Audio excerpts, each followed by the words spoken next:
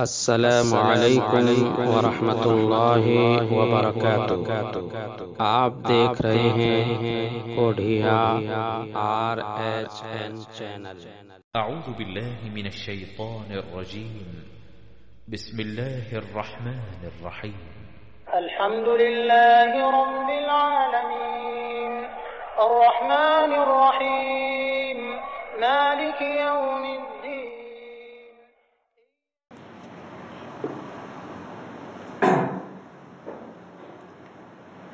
الحمد للہ نحمده ونستعینه ونستغفره ونعوذ باللہ من شرور انفسنا ومن سیئات اعمالنا، من يهده الله فلا مضل له ومن يضلل فلا هادي له، وأشهد أن لا إله إلا الله وحده لا شريك له، وأشهد أن محمدا عبده ورسوله۔ يا أيها الذين آمنوا اتقوا الله حق تقاته ولا تموتن إلا وأنتم مسلمون۔ يا أيها الناس اتقوا ربكم الذي خلقكم من نفس واحدة وخلق منها زوجها وبث منهما رجالا كثيرا ونساء، واتقوا الله الذي تساءلون به والأرحام إن الله كان عليكم رقيبا۔ يا أيها الذين آمنوا اتقوا الله وقولوا قولا سديدا يصلح لكم أعمالكم ويغفر لكم ذنوبكم، ومن يطع الله ورسوله فقد فاز فوزا عظيما۔ أما بعد فإن خير الحديث كتاب الله، وخير الهدي هدي محمد صلى الله عليه وسلم، وشر الأمور محدثاتها وكل محدثة بدعة، وكل بدعة ضلالة، وكل ضلالة في النار۔ أعوذ بالله من الشيطان الرجيم، بسم الله الرحمن الرحيم۔ ادعوا ربكم تضرعا وخفية إنه لا يحب المعتدين، ولا تفسدوا في الأرض بعد إصلاحها وادعوه خوفا وطمعا إن رحمة الله قريب من المحسنين۔ وقال تعالى في مقام آخر، وقال ربكم ادعوني أستجب لكم إن الذين يستكبرون عن عبادتي سيدخلون جهنم داخرين۔ معزز حاضرین جمعہ، ملک کے اور پوری دنیا کے موجودہ حالات بڑے پریشان کن اور بے چین کرنے والے ہیں۔ مسلمان کے دل میں ایک قسم کا ڈر، ایک قسم کا خوف، ایک قسم کی تشویش، بے چینی پائی جا رہی ہے، اور ہر آدمی یہ سوال کر رہا ہے کہ ان حالات میں ہم کیا کریں۔ کبھی کبھی لوگ یہ بھی کہتے ہیں کہ ان حالات میں ہم اللہ سے کتنی دعا کریں، صرف دعا سے کام نہیں ہوگا۔ بات بھی صحیح ہے، صرف دعا سے کام نہیں ہوگا۔ شریعت ہمیں یہ سکھاتی ہے کہ ہم دعا کے ساتھ ساتھ اسباب بھی اختیار کریں۔ روزی روٹی چاہیے تو روزی روٹی کی دعا بھی کریں، اور بزنس بھی کریں، کاروبار بھی کریں، کام بھی کریں۔ بیمار ہیں، اللہ سے شفا کی دعا بھی کریں اور دوا بھی کریں، ڈاکٹر کے پاس بھی جائیں۔ اسباب اختیار کرنا بھی شریعت کا ایک حصہ ہے۔ مگر جب انسان بہت زیادہ مایوس ہو جاتا ہے تو انسان کی زندگی میں ایک موڑ ایسا بھی آتا ہے کہ آدمی کہتا ہے کہ اب دعا کرنے سے بھی کچھ ہونے والا نہیں. ایسا جملہ بھی سنا جاتا ہے کہ میں دعا کرنے سے کیا ہو جائے. تو آج کا ہمارا جو خطبہ جمعہ ہے، میں چاہتا ہوں کہ آپ کے سامنے یہ بات رکھی جائے کہ دعا کتنی اہم چیز ہے، اور موجودہ حالات میں ہم کچھ نہیں کر سکتے تو کم سے کم دعا تو کر سکتے ہیں. ہم جب کچھ نہ کر پائیں تب بھی دعا کرنا ہے، اور سب کچھ کر سکتے ہیں تب بھی دعا کرنا ہے. ہمارے پاس وسائل کی کمی ہو، وسائل نہ ہو، ہم زیرو ہو تب بھی دعا کرنا ہے، اور ہمارے پاس اگر اللہ کے فضل و کرم سے سب کچھ آ جائے تب بھی دعا کرنا ہے. تو اس مضمون کو سمجھانے کے لیے میں نے قرآن کریم کی 2 آیتیں آپ کے سامنے رکھی ہیں. ایک سورہ اعراف کی 2 آیتیں ہیں اور ایک سورہ مومن کی 1 آیت ہے. آئیے پہلے سورہ اعراف کی ان دونوں آیتوں کو دیکھ لیں. اللہ فرماتا ہے ادعوا ربکم تضرعا وخفیا انہ لا یحب المعتدین. اپنے پروردگار کو، اپنے رب کو پکارو تضرع کے ساتھ، گڑ گڑا کر کے، عاجزی کے ساتھ، وخفیا اور چپکے چپکے پکارو. انہ لا یحب المعتدین. اور دعا کے اندر حد سے تجاوز مت کرو، اللہ تعالیٰ حد سے تجاوز کرنے والوں کو پسند نہیں کرتا ہے. وَلَا تُفْسِدُوا فِي الْأَرْضِ بَعْدَ إِصْلَاحِهَا. اور زمین کے اندر تم فساد نہ پھیلاؤ، زمین کے اندر بگاڑ نہ پیدا کرو. وَادْعُوهُ خَوْفًا وَطَمَعًا. اور اللہ سے جب تم دعا کرو تو ڈر کے ساتھ بھی کرو اور امید کے ساتھ بھی کرو. تمہارے اندر اللہ کے عذاب کا ڈر بھی ہو اور اللہ کی رحمت کی امید بھی پائی جائے. ان رحمت اللہ قریب من المحسنین. اللہ کی رحمت نیک لوگوں سے زیادہ قریب ہوتی ہے. یہ 2 آیتیں ہیں سورہ اعراف. ان 2 آیتوں میں دعا کے 10 آداب بتائے گئے. پہلا ادب تو یہ بتائے گا کہ دعا کرتے رہو، ادعو، دعا کرتے رہو. دوسرا ادب یہ بتائے گا کہ دعا صرف اللہ سے کرو، ادعو ربکم، اپنے رب سے دعا کرو. اور تیسری چیز یہ سکھائی گئی ان دونوں آیتوں کے اندر کہ جب اللہ سے دعا کرو تو اللہ کی ربوبیت کا حوالہ دے کے دعا کرو، اللہ کو اپنا رب کہو. اس لیے آپ دیکھیے قرآن و حدیث میں زیادہ تر جو دعائیں ہمیں سکھائی گئی ان کے شروع میں ربنا، ربی، اے میرے رب، اے ہمارے رب. رب کا لفظ ہے. اللہ تبارک و تعالیٰ کو جب ہم رب کہتے ہیں اللہ بہت خوش ہوتا ہے. اور چوتھا سلیقہ یہ سکھایا گیا کہ جب اللہ سے دعا کرو تو تضرع کے ساتھ کرو. تضرع کا مطلب کیا ہے؟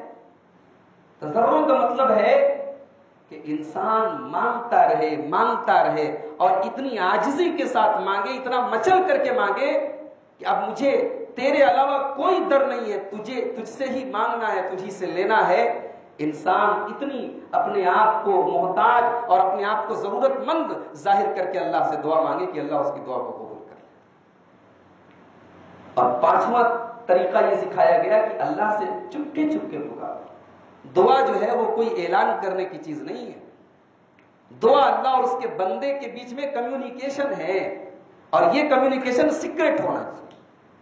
اللہ سے بندے کو کچھ مانگنا ہے، یہ بندے کا پرسنل معاملہ ہے. دعا بآواز بلند نہیں کرنا چاہیے، دعا آہستہ کرنا چاہیے. اسی لیے اللہ کے نبی صلی اللہ علیہ وسلم نے ایک مرتبہ صحابہ کو دیکھا، بخاری اور مسلم کی روایت کہ صحابہ ایک مرتبہ بہت بلند آواز سے دعا کر رہے ہیں تو اللہ کے نبی نے فرمایا اربعوا علی انفسکم، اپنے اوپر ترس کھاؤ. فإنکم لا تدعون اصما، تم نعوذ باللہ کسی ایسی ہستی سے دعا نہیں کر رہے ہو جو بہرا ہے، جس کو سنائی نہیں دیتا ہے. ولا غائبا، اور تم کسی ایسی ہستی سے بھی دعا نہیں کر رہے جو غائب ہے، بلکہ تم ایسی ہستی سے دعا کر رہے ہو جو ہر وقت سنتا ہے، ہر جگہ سنتا ہے اور دعا کو قبول کرتا ہے. تو دعا کا 5واں آدب بتایا گیا کہ دعا چپکے چپکے کی جائے، آہستہ کی جائے. اور 6واں آدب یہ بتایا گیا کہ جب دعا کی جائے تو دعا میں حد سے تجاوز نہ کیا جائے. یہ حد سے تجاوز کیا ہے؟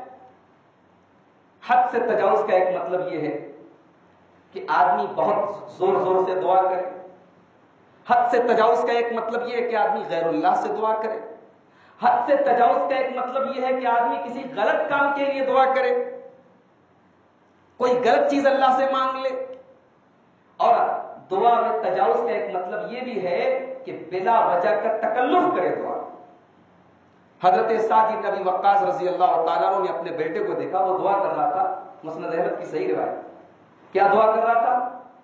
اے اللہ، اللہم انی اسألک الجنہ، میں تجھ سے جنت مانگتا ہوں، ونعیمہا، اور جنت کی نعمتیں مانگتا ہوں، واستبرقہا، اور جنت کا ریشم مانگتا ہوں، اور پتہ نہیں کیا کیا مانگتا ہوں، واعوذ بک من النار، اور اے اللہ میں تیری پناہ چاہتا ہوں جہنم کے عذاب سے، والسلاسلہا، اور جہنم کی زنجیروں سے، وحرہا، اور جہنم کی گرمی سے.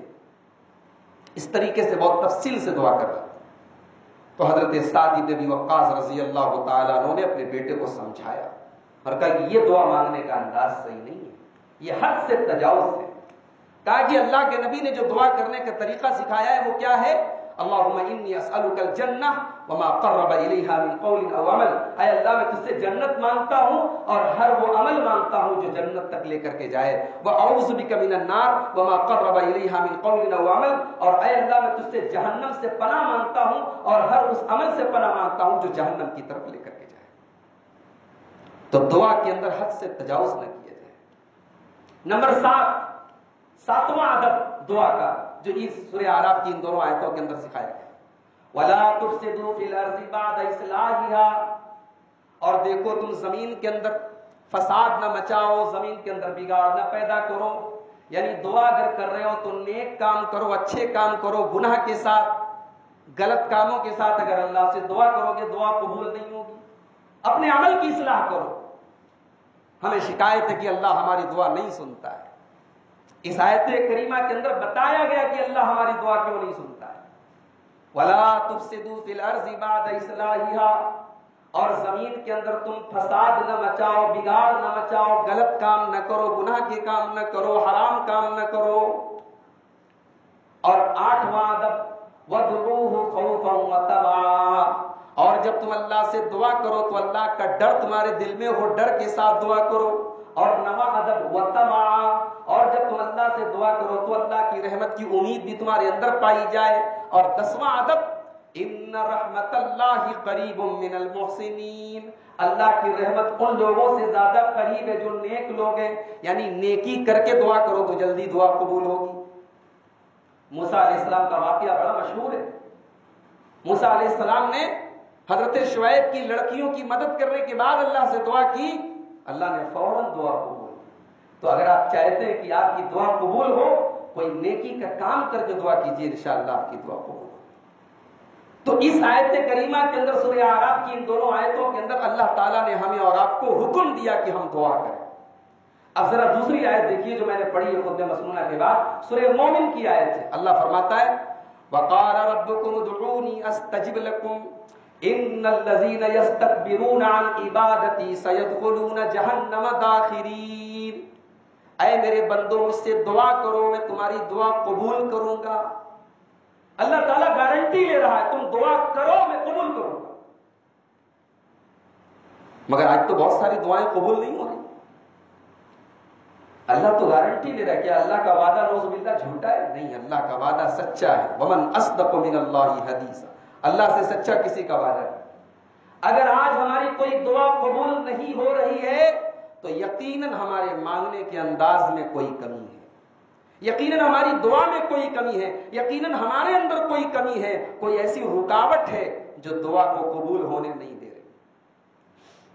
اور اگر ساری چیزیں صحیح ہیں تو یہ بھی ہو سکتا ہے کہ اللہ تعالیٰ کی کوئی حکمت اور مصلحت ہے، اللہ تعالیٰ وہ چیز ہمیں ابھی نہیں دینا چاہتا ہے، وہ چیز ابھی ہمیں مل جائے تو شاید ہمارے لیے کسی فتنے اور آزمائش کا سبب بن جائے. ہمارے حق میں کیا بہتر ہے یہ اللہ کو ہم سے زیادہ معلوم ہے. تو اللہ کہہ رہا مجھ سے دعا کرو میں تمہاری دعا قبول کروں گا. اس کے بعد ایک عجیب بات کہی اللہ تعالیٰ نے، ان الذین یستکبرون عن عبادتی سیدخلون جہنم داخرین، میرے وہ بندے جو میری عبادت سے کتراتے ہیں، مجھ سے دعا نہیں کرتے، وہ ان قریب ذلیل ہو کر کے جہنم میں ڈالے جائیں گے. یعنی دعا نہ کرنا، دعا سے کترانا اور اللہ کو نہ پکارنا یہ جہنمی لوگوں کی صفت ہے، یہ متکبر لوگوں کی صفت ہے، یہ گھمنڈی لوگوں کی صفت ہے۔ انسان کو چاہیے کہ اللہ سے کثرت سے دعائیں کرتا رہے۔ ہمارے پیارے نبی جناب محمد رسول اللہ صلی اللہ علیہ وسلم کی زندگی اٹھائی، آپ کی زندگی میں چھوٹے بڑے جتنے بھی دکھ آئے، جتنی بھی مصیبتیں اور پریشانیاں آئیں، آپ نے ہر حال میں، ہر دکھ میں، ہر پریشانی میں اپنے رب کو پکارا ہے۔ اللہ کے نبی کی پوری زندگی دعاؤں سے بھری ہے میرے بھائی، اور خود اللہ تعالیٰ نے قرآن میں اپنے نبی کو بہت ساری دعائیں سکھائی۔ اللہ نے قرآن میں دعا کا حکم بھی دیا ہے، دعا کا سلیقہ بھی بتایا ہے، اور اپنے نبی کو بہت ساری دعائیں سکھائی بھی ہیں، جیسے رب زدنی علما۔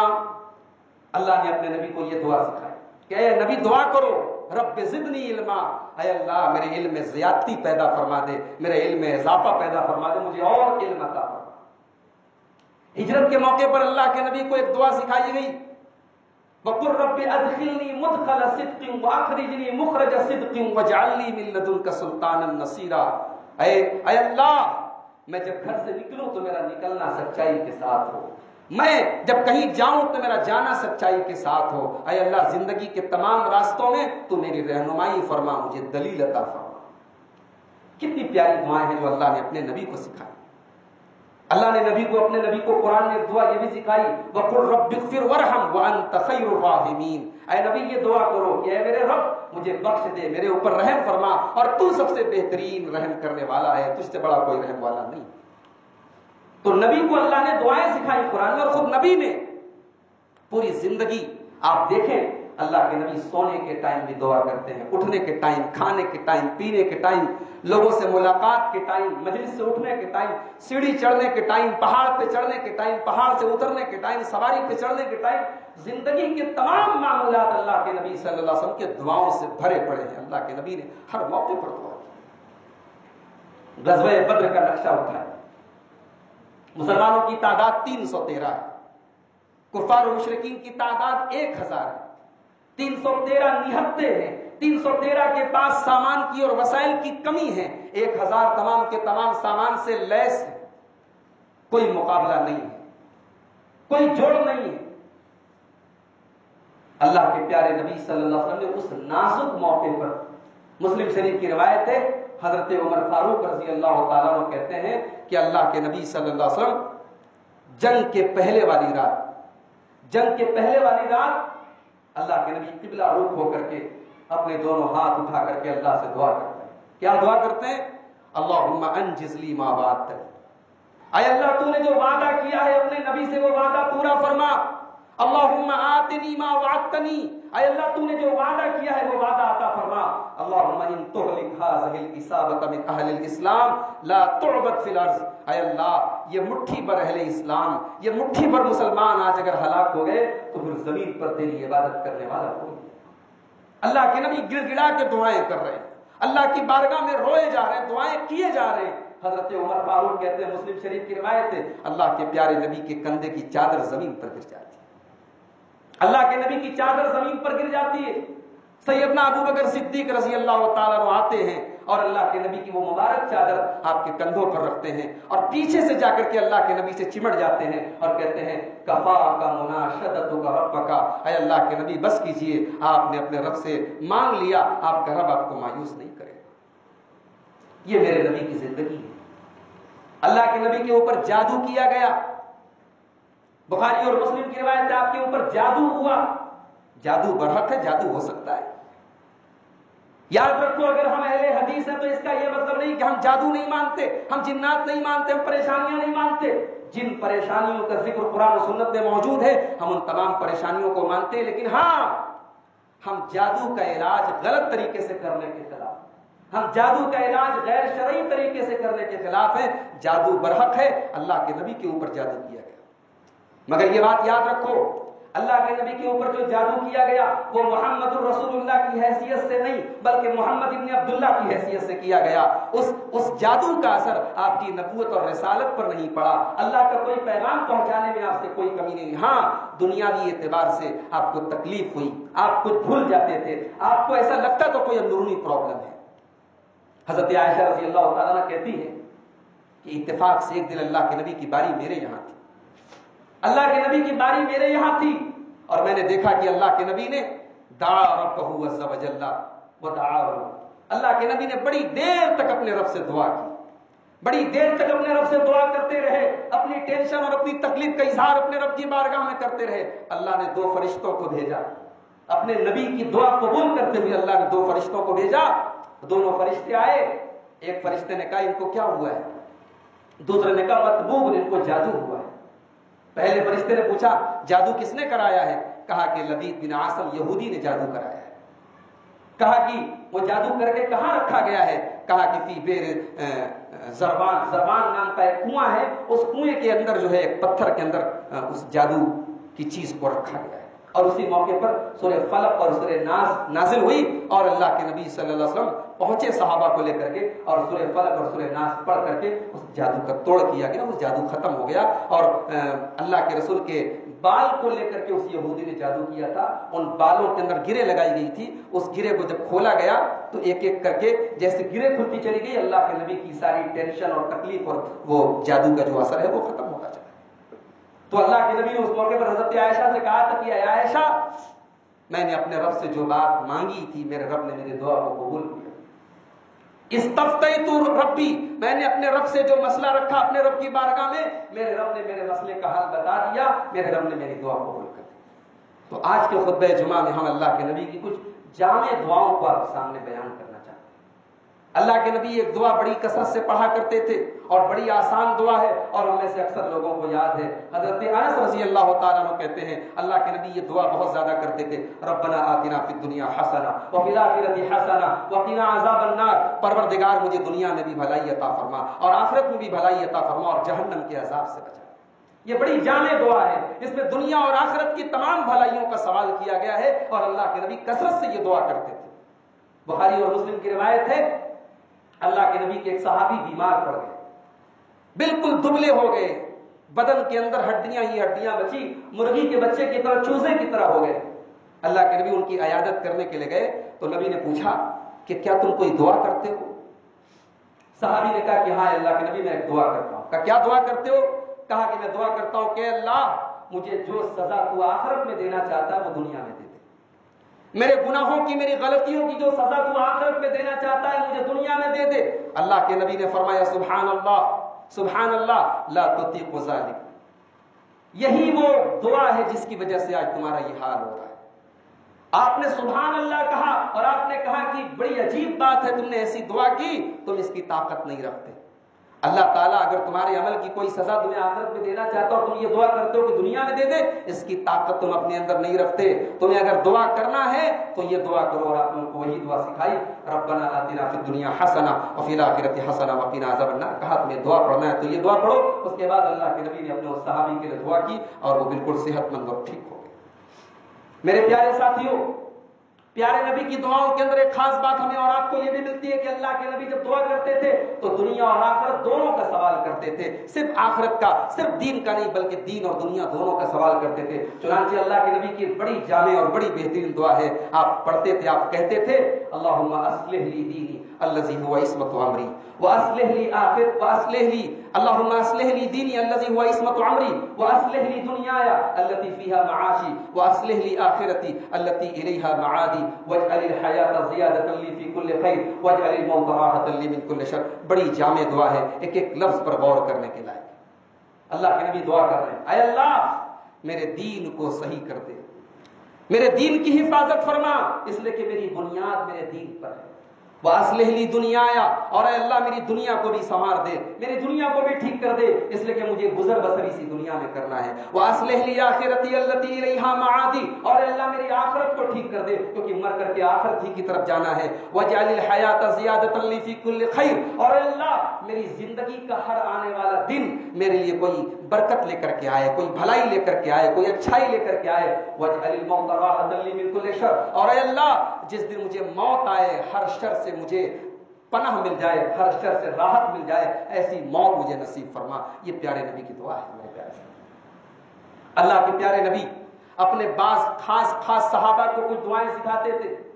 یوں تو آپ اپنے تمام صحابہ سے محبت کرتے تھے، مگر کسی صحابی کا علم دیکھ کر، کسی صحابی کا عمل دیکھ کر، کسی صحابی کا جذبہ دیکھ کر آپ اسے کچھ خاص دعائیں سکھاتے تھے۔ چنانچہ ترمذی اور ابو داؤد کی صحیح روایت ہے، مسلم شریف کی صحیح روایت ہے، اللہ کے نبی اپنے صحابی حضرت معاذ ابن جبل رضی اللہ تعالیٰ عنہ سے کہتے ہیں واللہ انی لأحبک یا معاذ واللہ انی لأحبک، اے معاذ ابن جبل اللہ کی قسم میں تجھ سے محبت کرتا ہوں، اللہ کی قسم میں تجھ سے محبت کرتا ہوں۔ سبحان اللہ، یہ قسمت، یہ سعادت، یہ خوش نصیبی دیکھیے کہ نبی کسی سے کہے کہ میں تم سے محبت کرتا ہوں۔ اللہ کے نبی نے فرمایا اے معاذ میں چاہتا ہوں، میں تم کو ایک دعا سکھانا چاہتا ہوں، میں تم کو ایک دعا سکھانا چاہتا ہوں، ہر فرض نماز کے بعد یہ دعا پڑھا کرو۔ کون سی دعا ہے؟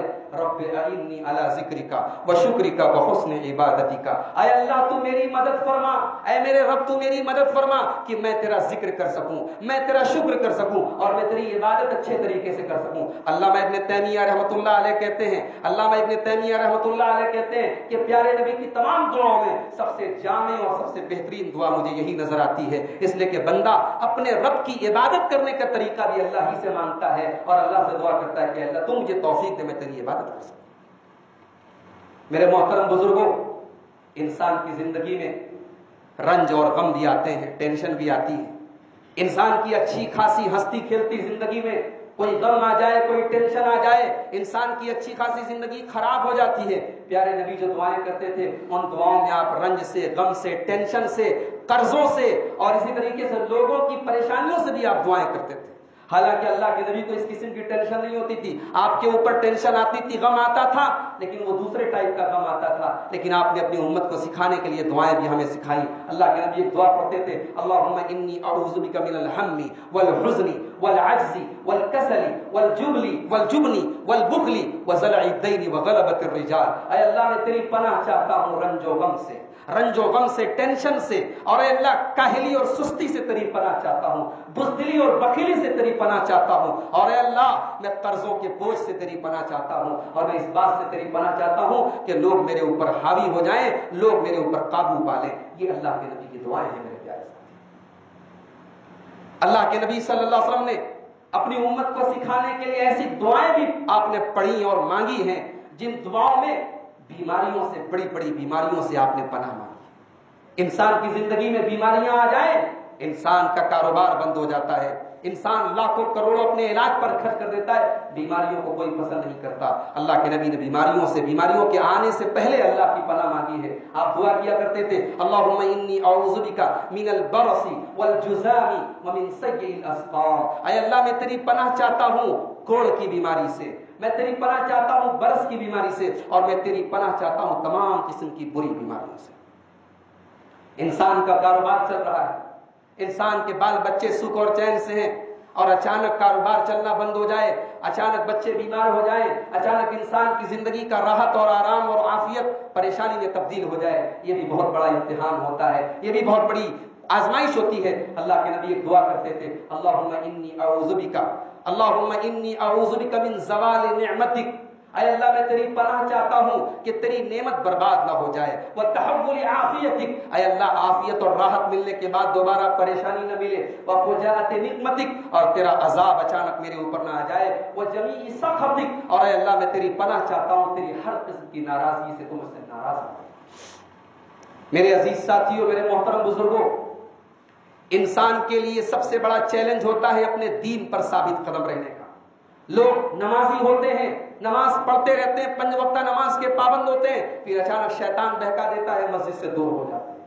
اچھا خاصا دیندار انسان شیطان بہکا دیتا ہے، دین سے دور ہو جاتے ہیں، انسان مرتد تک ہو جاتا ہے۔ اللہ کے دین پر ثابت قدم رہنا، اللہ کی عبادت پر ثابت قدم رہنا، یہ بھی بہت بڑی نعمت ہے۔ اللہ کے نبی دعا کیا کرتے تھے، اللہم مصرف القلوب صرف قلوبنا علی طاعتک، اے اللہ تو دلوں کو پھیرنے والا ہے، میرے رب میرے دل کو اپنے دین کے کاموں کی طرف پھیر دے، اپنی اطاعت کے کاموں کی طرف پھیر دے۔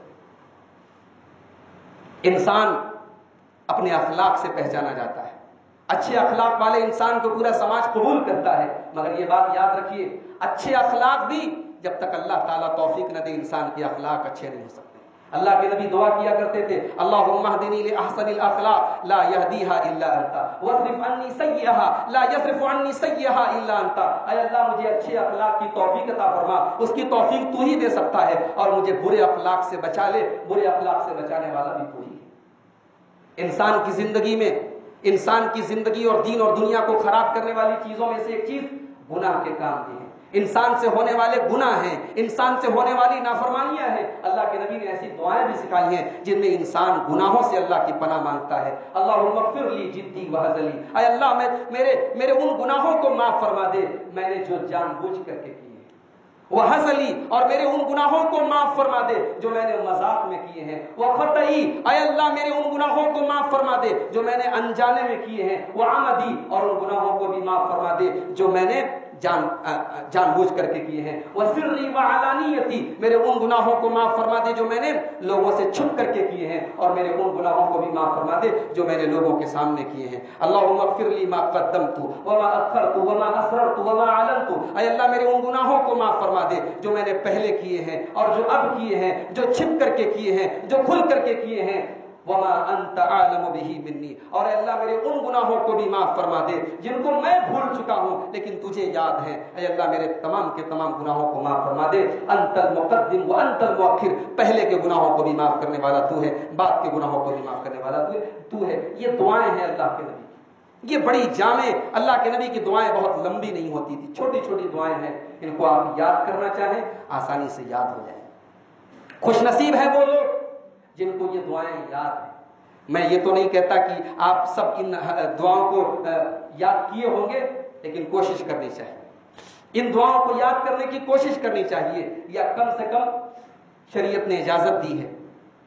آپ یاد نہیں کر سکتے، آپ دیکھ کر کے پڑھیں۔ دعا کی ایک کتاب آتی ہے، مختصر سی، بڑی مستند کتاب ہے، بڑی آتھینٹک کتاب ہے، حصن المسلم۔ میں اس مسجد پر اس کے پہلے بھی تذکرہ کر چکا ہوں، اس مسجد میں تقسیم بھی کی جا چکی ہے۔ حصن المسلم دعا کی بڑی مستند کتاب ہے، اس کو خرید کے پاکٹ میں رکھیں، ان دعاؤں کو دیکھ کر کے بھی آپ پڑھ سکتے ہیں۔ اور اگر آپ اس لائق بھی نہیں ہے کہ ان دعاؤں کو دیکھ کر کے پڑھ سکیں تو ان دعاؤں کا ترجمہ تو آپ نے سنا ہے، ان دعاؤں کا معنی اور مطلب تو آپ نے سنا ہے، ان دعاؤں کے اندر اللہ سے کیا مانگتے ہیں یہ آپ نے سنا ہے۔ اللہ کے یہاں کوئی لینگویج خاص نہیں ہے، کوئی زبان خاص نہیں ہے، ساری زبانیں اللہ کی ہیں، ساری لینگویجز اللہ کی ہیں۔ آپ اپنی زبان میں، اپنے انداز میں، اپنی لینگویج میں اللہ سے یہ چیزیں مانگ سکتے ہیں، لیکن سب سے بہتر اور سب سے افضل یہی ہے کہ آپ ان دعاؤں کو یاد کریں اور یہ دعائیں کثرت سے کرتے رہیں۔ اللہ تعالیٰ سے دعا ہے رب العالمین ہمیں توفیق دے کہ ہم اس کی بارگاہ میں رجوع کریں، اپنی پریشانیوں اور تکلیفوں میں اسی سے دعائیں کریں۔ اللہ تعالیٰ ہمیں ہر قسم کے شر سے، ہر قسم کی بیماری سے ہم سب کی حفاظت فرمائے۔ رب العالمین ہمارے جان و مال کی، ہماری عزت و آبرو کی حفاظت فرمائے۔ جو ہم میں بیمار ہیں اللہ ان کو شفا کاملہ عاجل عطا فرمائے، جو روزی روٹی سے پریشان ہیں اللہ ان کے کاروبار میں برکت عطا فرمائے، ان کو رزق حلال کی توفیق نصیب فرمائے۔ ہمارے وہ بھائی جو دنیا کے کسی بھی خطے میں ظلم و ستم کے شکار ہیں، امن اور چین سے دور ہیں، رب العالمین ان کو امن اور چین اور سکون نصیب فرمائے۔ رب العالمین ہمارے ملک میں بھی امن اور چین سکون نازل فرمائے، ہمارے ملک کو شریروں کے شر سے اور ظالموں کے ظلم سے ہمارے ملک کی حفاظت فرمائے۔ رب العالمین ہمیں جب تک دنیا میں زندہ رکھے، اسلام پر زندہ رکھے، اور خاتمہ ہم سب کا ایمان پر ہو، آمین۔ وآخر دعوانا الحمدللہ رب العالمین۔